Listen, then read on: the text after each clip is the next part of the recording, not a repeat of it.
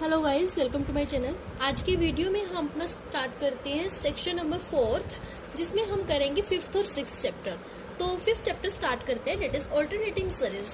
अब बात करते हैं हमारी ऑल्टरनेटिंग सीरीज क्या होती है। ऑल्टरनेटिंग सीरीज अपने नाम से ही क्लियर करती है। देखिए, ऑल्टरनेटिंग सीरीज जो होती है वो इस टाइप की होती है, यानी A1 minus A2 plus A3 minus A4 plus A5 minus A6 plus up to so on. यानी यहाँ पर क्या हो रहा है, जो सीरीज की टर्म्स है वो ऑल्टरनेटली पॉजिटिव और नेगेटिव है।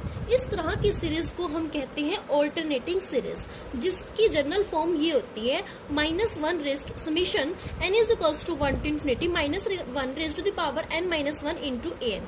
n माइनस 1 क्यों किया गया है, क्योंकि अगर हम -1 की पावर यहाँ पर n की वैल्यू 1 रखते हैं तो 1 माइनस 1 0, और अगर किसी की भी पावर अगर 0 होती है तो वैल्यू आती है हमारे पास 1। और अगर हम यहाँ पर directly -1 raised to the power 1 करते हैं तो -1 की पावर 1 हमारे पास होती है -1, यानी कि फर्स्ट टर्म जो आती है वो आती है नेगेटिव जब हम यहाँ पर ओनली n रखते हैं, लेकिन n माइनस 1 रखने से हमारी फर्स्ट टर्म क्या हो जाती है, पॉजिटिव। ठीक है, तो इसीलिए हमने फॉर्मूला, जो जनरल फॉर्मूला होता है ऑल्टरनेटिंग सीरीज का, वो ये होता है।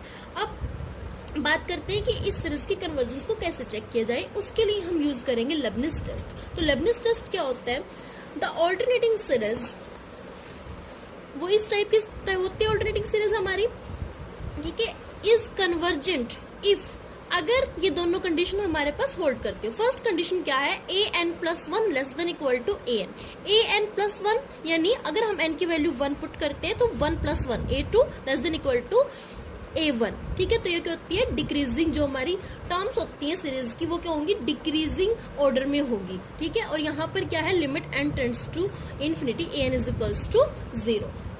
तो चलिए स्टार्ट करते हैं लेबनिज टेस्ट के प्रूफ को। देखिए, ये है आपके पास given series where an greater than 0 for all n, यानी a1 भी ग्रेटर देन 0, हर एक टर्म क्या है, पॉजिटिव टर्म है, लेकिन ये जो साइन होते हैं बीच में ये हमारे पास क्या है, नेगेटिव। जो हमारे पास इवन टर्म्स हैं वो नेगेटिव साइन होल्ड करती हैं, और अगर जो हमारे पास ऑड टर्म्स हैं वो पॉजिटिव साइन की हैं। तो देखिए, let Sn denote the partial sum of first 1 to n terms, यानी Sn 1 to n टर्म्स के सम को डिनोट करता है। जैसे a1 minus a2 plus a3 minus a4 up to an। ठीक है, हमें इस सीरीज को कन्वर्जेंट प्रूव करना है। इसके लिए हमें ये प्रूव करना होगा कि सीरीज का जो पार्शियल सम है, जिसको हमने डिनोट किया है Sn से, ये जो है ये क्या है, कन्वर्जेंट। ठीक है, यही प्रूव करना है।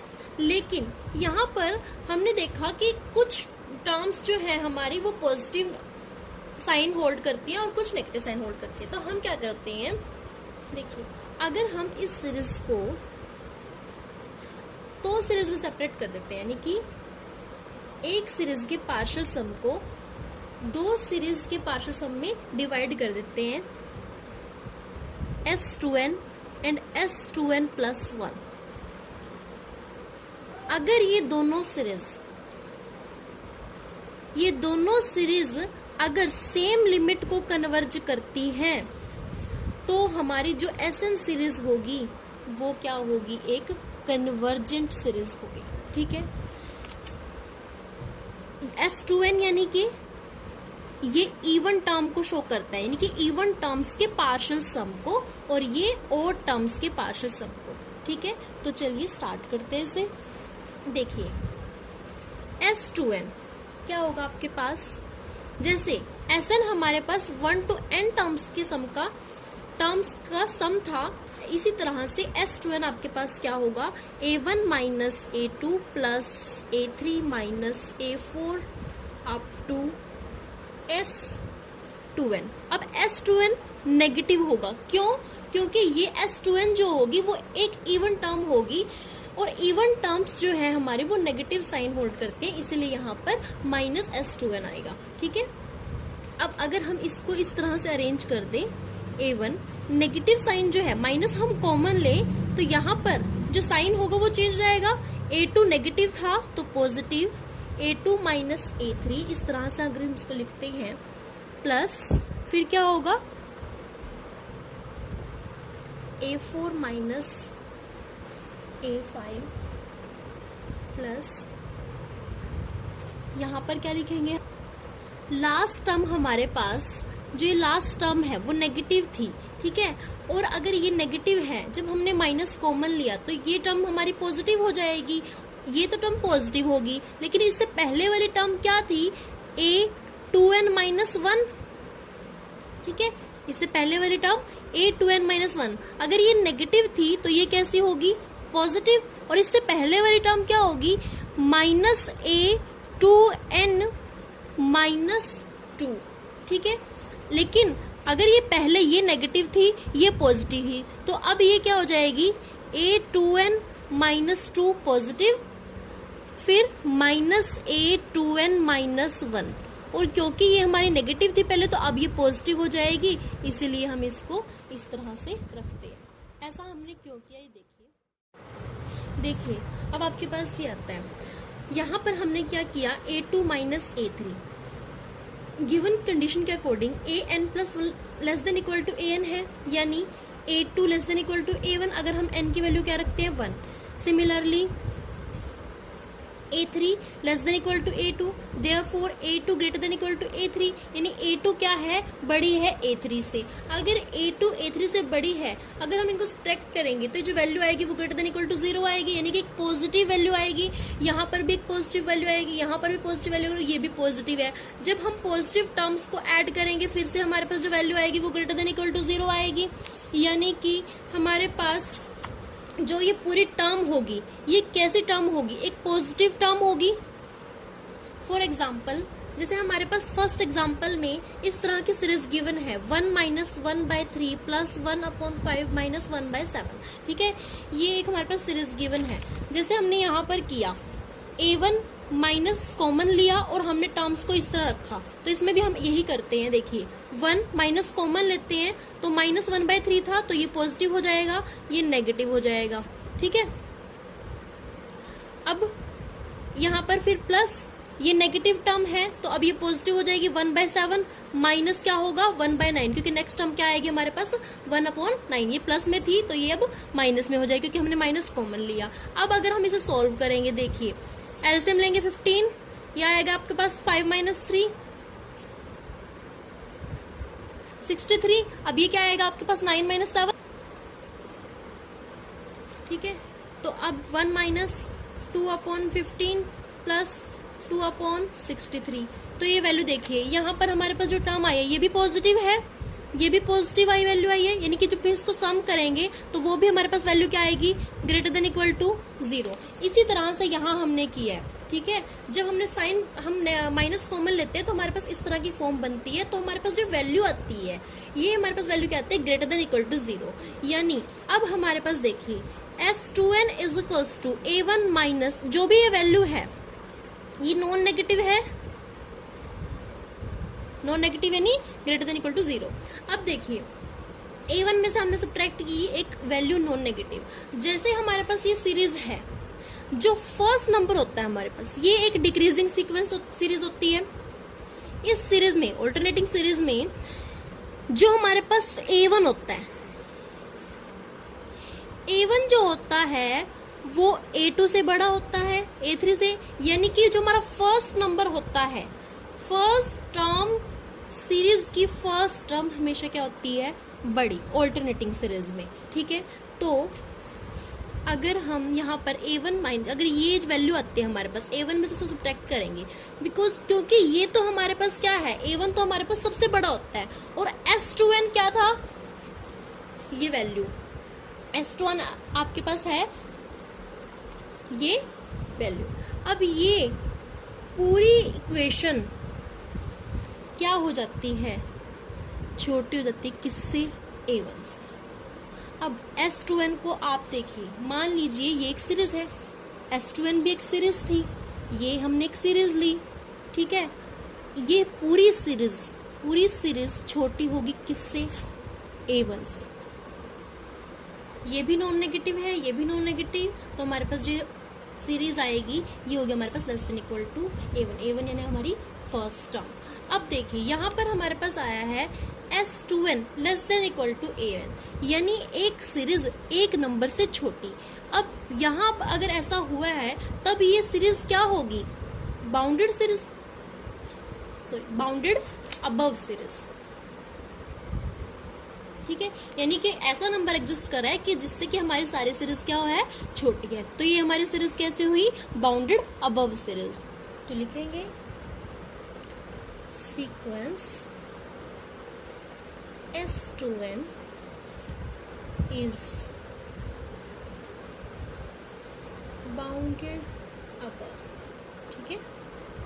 अब देखिए यहाँ पर अगर हमने इसको सीरीज के पार्शियल सम को हमने बताया कि ये बाउंडेड अबव है, ठीक है। अगर हम इसे मोनोटोनिकली इंक्रीजिंग सीक्वेंस भी बता देते हैं तब हमारे पास, यानी मोनोटोनिक सीक्वेंस भी होती है, और अगर हमारे पास दो कंडीशन हो, मोनोटोनिकली इंक्रीजिंग और बाउंडेड अबव, तो वो सीरीज हमारी क्या करती है, कन्वर्ज करती है। तो अब देखिए हम यूज करेंगे उसके लिए S2n plus 2 minus S2n, 2n plus 2 minus S2n, value find out करते हैं। S2n प्लस 2 यानी A1 minus A2 plus A3 minus A4, कहाँ तक, 2n प्लस 2 तक। 2n प्लस 2 ये क्या है, एक इवन टर्म है, 2n प्लस 2 इवन टर्म, तो यानी कि कैसे होगी ये, नेगेटिव, a 2n प्लस 2। इससे पहले वाली टर्म अगर ये नेगेटिव है तो पहले वाली क्या होगी, पॉजिटिव, यानी 2n प्लस 1।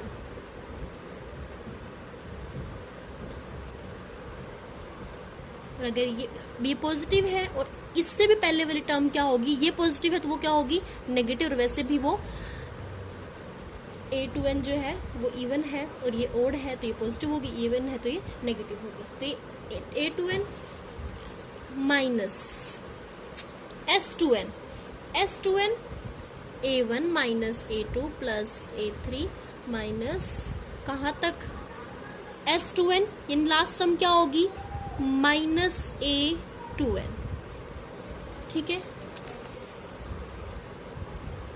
अब आप माइनस को अंदर मल्टीप्लाई करोगे तो आपके पास पहले ये, ठीक है, minus a1 plus a2 minus a3 और लास्ट में हमारे पास होगा प्लस a2n। तो ये टर्म हमारी कैंसिल हो जाएंगी।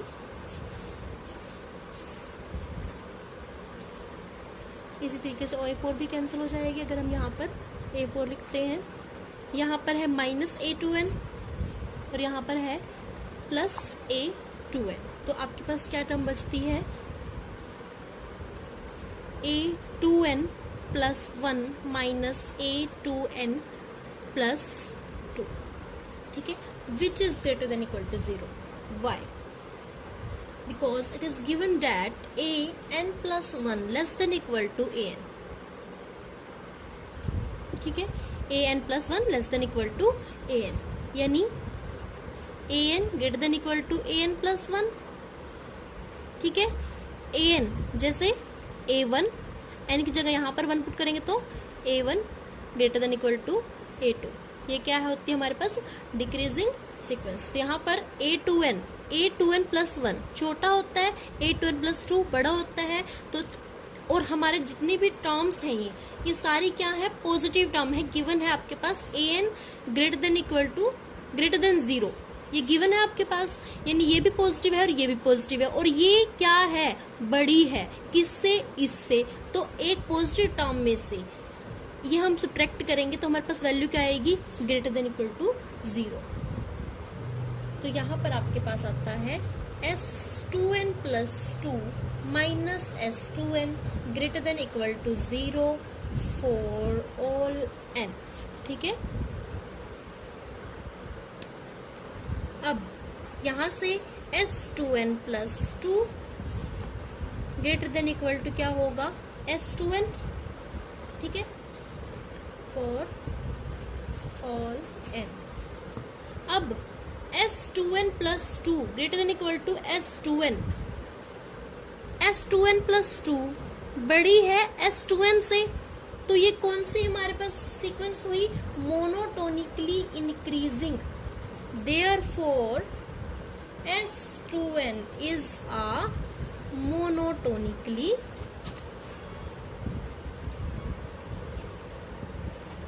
Increasing sequence. ठीक है। और अगर कोई हमारे पास सीक्वेंस हमारे पास मोनोटोनिकली इंक्रीजिंग होती है, बाउंडेड हम प्रूव कर चुके हैं, मोनोटोनिक सीक्वेंस भी आ चुकी है मोनोटोनिकली इंक्रीजिंग सीक्वेंस। तो अब ये क्या होगी?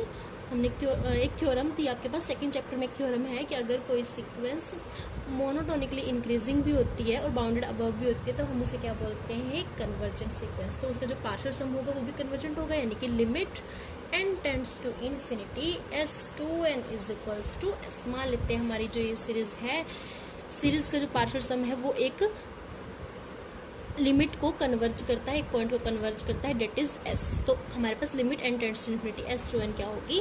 S। अब ये तो हमारे पास आ गया कि S2n जो है वो S को कन्वर्ज करती है। अब हमें क्या फाइंड आउट करना है कि जो S2n प्लस 1 है वो भी किसे कन्वर्ज करे? S को। तभी हमारे पास जो Sn होगी वो हमारे पास एक कन्वर्जेंट सीरीज होगी। क्या होगी? सीक्वेंस जो कि S को कन्वर्ज करेगी। तो S2n प्लस 1 क्या होगी? S2n plus A2n plus 1 S2n। ठीक है, यानी कि 2n तक टर्म्स, 1 to 2n तक टर्म्स। फिर हमारे पास नेक्स्ट टर्म क्या आएगी? अगर हम 2n में 1 ऐड करते हैं तो हमारे पास नेक्स्ट टर्म आएगी A2n प्लस 1, और क्योंकि ये ओड टर्म है इसीलिए यहाँ पर एक पॉजिटिव साइन आया। अब हम लिमिट लगाते हैं, limit n tends to infinity S2n plus 1 is equals to limit n tends to infinity S2n plus limit n tends to infinity A2n plus 1। अब देखिए इस वैल्यू की ये हमारे पास क्या है? S प्लस, ये देखिए इसकी वैल्यू आपके पास 0। कैसे? क्योंकि आपके पास गिवन है स्टेटमेंट में limit n tends to infinity an is equals to 0। हर एक n के लिए अगर हम ये लिमिट लगाते हैं, limit n tends to infinity n हमारे पास क्या वैल्यू होती है? 0। इसी तरह से यहाँ पर आपके पास क्या है? A2n plus 1। ठीक है, ये वैल्यू भी क्या होएगी फिर? 0। तो S प्लस 0 क्या आता है? S, यानी limit n tends to infinity S2n plus 1 क्या आई वैल्यू? S। यहाँ पर हमारे पास क्या आया था? S, यानी कि दोनों ही जो हमारे पास सीक्वेंस है तो वो किसको कन्वर्ज करती हैं? S को। यानी कि हमारे पास जो सीक्वेंस Sn है वो भी किसको कन्वर्ज करेगी? S को। Sn क्या डिनोट करती है? 1 to n टर्म्स के पार्शियल सम को, और वो भी किसको कन्वर्ज करती है? S को। ठीक है, तो अब हमारे पास जो हमारी ऑल्टरनेटिंग सीरीज है वो क्या है? एक कन्वर्जेंट सीरीज। देखिए गाइस, यहाँ पर हमारी जो सीक्वेंस है S2n और S2n 2n प्लस 1, ये दोनों ही हमारे पास सेम लिमिट को कन्वर्ज करती है। ये हमने प्रूव किया और हमने कहा था अगर ये दोनों सेम लिमिट को कन्वर्ज करती हैं तो हम क्या कहेंगे कि जो हमारे पास Sn है वो भी S को ही कन्वर्ज करेगा, यानी कि उसी लिमिट को कन्वर्ज करेगा। तो वो हमारे पास एक कन्वर्जेंट सीरीज हो जाती है। ठीक है, अगर हम इन दोनों में अब डेफिनेशन लगाते हैं, डेफिनेशन किसकी? कन्वर्जेंट सीरीज की डेफिनेशन इन दोनों में लगाएंगे और प्रूव करेंगे कि जो हमारे पास Sn है वो भी एक कन्वर्जेंट सीरीज होगी। तो चलिए लगाते हैं अब हम इन दोनों में डेफिनेशन कन्वर्जेंट सीरीज। ये हमारी कन्वर्ज करती है S को, लिमिट S को। तो अगर ये कन्वर्ज करती है इसको, तो for given epsilon greater than 0 there exist a positive integer m1 क्यों लिया है हमने? क्योंकि हमने दोनों में ही डेफिनेशन लगानी है। तो हम हमेशा m लिखते हैं, लेकिन यहाँ पर 2 में है तो इसलिए हम यहाँ पर m1 लिखेंगे और नेक्स्ट वाले में m2। तो there exist a positive integer m such that mod of S2n minus S converge किसको करता है? S को। Mod S2n minus S less than epsilon for all n greater than m लिखते हैं, n greater than equal to m लिखते हैं यहाँ पर, लेकिन यहाँ पर क्या है 2n है, S2n सीरीज की बात करें तो यहाँ पर भी हम क्या लिखेंगे 2n greater than equal to m, ठीक है। जैसे हम लिखते हैं an अगर a को कन्वर्ज करती है तो हम क्या लिखते हैं an minus a less than epsilon for all n greater than equal to m, लेकिन यहाँ पर n की जगह अब क्या है 2n है, इसीलिए यहाँ पर 2n लिखेंगे। फिर नेक्स्ट में s2n प्लस 1 किसको कन्वर्ज करती है s को, तो इसमें भी डेफिनेशन लगाएंगे। For given epsilon greater than 0, there exists a positive integer m such that mod of s2n plus 1 minus s less than epsilon for all 2n plus 1 greater than equal to m2। यहाँ पर क्या है value 2n plus 1। अब यहाँ पर हम choose करते हैं m, जो कि क्या होगा m1 और m2 में से मैक्सिमम होगा। क्यों होगा देखिए, लिखेंगे let m is equals to max of m1 and m1 और m2 में से जो मैक्सिमम होगा वही हम m को चूज करेंगे। क्यों? क्योंकि हमने बताना है Sn को एक कन्वर्जेंट सीरीज। अगर हमें इसको कन्वर्जेंट बताना है, ठीक है, तो हम एक नंबर चूज करते हैं m, जहां पर हम कन्वर्जेंट डेफिनेशन लगाते हैं तो हम लिखते हैं ना for their exist a positive integer, यहाँ पर हम क्या लेंगे वो m लेंगे, ठीक है। और हम m को चूज करते हैं इन दोनों में से जो मैक्सिमम होगा। मैक्सिमम क्यों लेते हैं हम, क्योंकि जैसे हमने कन्वर्जेंट की डेफिनेशन की थी, उस डेफिनेशन में हमने कहा था जब हम लास्ट में लिखते हैं for all n greater than equal to m, यानी कि कुछ m पॉइंट्स के बाद डिफरेंस बहुत कम शुरू हो जाता है, टर्म्स के बीच का डिफरेंस होता है वो कम होना शुरू हो जाता है, फिर हमें क्या मिलता है हमारा लिमिट पॉइंट मिलता है। तो अगर यहाँ पर हम कह रहे हैं कि m1 और m2 में से जो बड़ा होगा, यानी कि मान लेते हैं अगर m1 यहाँ है m2 यहाँ है, तो बड़ा क्या हुआ m2। अब यहाँ पे इस m को चूज क्यों किया है, कहा है कि जब हमारे पास जैसे ज्यादा अगर हम m2 अगर बड़ा है तो उसके बाद के जो टर्म्स होंगे उनका डिफरेंस कम होगा एज कम्पेयर टू m1 के बाद जो टर्म्स होंगी उनके बीच का डिफरेंस, क्योंकि जैसे जैसे हम आगे बढ़ते जाते हैं अगर कन्वर्जेंट सीरीज की बात करते हैं तो डिफरेंस हमारे पास क्या होता है कम होना शुरू हो जाता है, और यहाँ पर जितना आगे जाएंगे उतना डिफरेंस कम होना शुरू होगा और वहां पे हमें क्या मिलेगा हमारा लिमिट पॉइंट। इसलिए कहा गया है कि m1 और m2 में से जो बड़ा होगा उसी को हमने क्या चूज किया है m चूज किया है, यानी कि ऐसा नंबर ऐसे टर्म्स जिनके बाद डिफरेंस हमारा इतना कम होना शुरू हो जाए कि हमें हमारा लिमिट पॉइंट मिल जाए, ठीक है। तो अगर हमने वो m को चूज किया तो हम डायरेक्टली लिखेंगे कि हमें एक नंबर मिल गया है और अब हमारी जो Sn सीरीज है वो s को कन्वर्ज करेगी। अगर कन्वर्ज करती है तो for given epsilon greater than 0 there exist positive integer m, ठीक है, such that mod of Sn minus s less than epsilon for all n greater than equal to m, क्योंकि यहाँ पर हम n लिख रहे हैं अब, तो यहाँ पर लिखेंगे n greater than equal to m, यानी कि कुछ टर्म्स के बाद, कुछ m टर्म्स के बाद हमारा जो डिफरेंस होगा वो कम होना शुरू हो जाएगा और वहां पर हमारी जो सीरीज है वो एक नंबर को कन्वर्ज करेगी, एक पॉइंट को कन्वर्ज करेगी, वहां पे हमारे क्या मिलता है हमें लिमिट पॉइंट। देयरफॉर सीक्वेंस, इसे हम सीक्वेंस बोलते हैं, converges to S, hence the given series convergent। और यही हमें प्रूव करना था। तो एक बार दोबारा देख लीजिए, ये हमारे पास ऐसा हमने इस सीरीज की टर्म्स के सम को हमने डिनोट किया था Sn से। फिर हमने कहा था कि अगर हम इसको डिवाइड कर लेते हैं S2n और S2n प्लस 1 में, क्योंकि कुछ टर्म हमारे पास जो और टर्म्स थी वो पॉजिटिव थी, इवन टर्म्स हमारे पास नेगेटिव थी, इसलिए हमने उनके सम को अलग अलग डिवाइड इस तरीके से हमने इसको डिनोट किया। फिर हमने कहा कि अगर ये दोनों सेम लिमिट को कन्वर्ज करते तो हमारे Sn भी कन्वर्ज करेगी उसी लिमिट को। तो यहाँ पर हमने S2n लिखा और हमने इसके टर्म्स को इस तरीके से अरेंज किया कि ये जो पूरी ब्रैकेट वाली टर्म्स है वो हमारी पॉजिटिव टर्म हो जाती है और ये भी पॉजिटिव होती है। तो ये पूरी जब हम इसको सॉल्व करते हैं तो जो हमारे पास फर्स्ट नंबर होता है, जो पूरी की पूरी सीरीज होती है वो छोटी होती है किससे, A1 से, ठीक है, जिसका हमने यहाँ पर एक एग्जांपल भी लिया था। अगर हमारी जो ये हमारे पास जो सीक्वेंस है अगर एक नंबर से क्या हो जाती है, छोटी हो जाती है, तो ये हमारे पास क्या हो जाती है, बाउंडेड अबव। और अगर ये बाउंडेड अबव सीक्वेंस है और अगर हम इसको मोनोटोनिकली इंक्रीजिंग सीक्वेंस भी प्रूव कर देते हैं तो हम कहेंगे कि ये जो हमारे पास सीक्वेंस है ये कन्वर्जेंट सीक्वेंस भी होगी। तो मोनोटोनिकली इंक्रीजिंग सीक्वेंस प्रूव करने के लिए हम यूज करेंगे S2n प्लस 2 माइनस 2n का। तो हमने इस तरीके से S2n प्लस 2 किया, फिर माइनस S2n किया, सब्ट्रैक्ट किया, हमारे पास ये दो टर्म्स बचती हैं। फिर हमने कहा कि greater than 0 greater than equal to 0 होंगी, क्यों? क्योंकि हमारे पास गिवन है an plus 1 less than equal to n, यानी कि एक डिक्रीजिंग सीरीज है, डिक्रीजिंग सीक्वेंस जिसकी टर्म्स जो है वो डिक्रीजिंग ऑर्डर में है।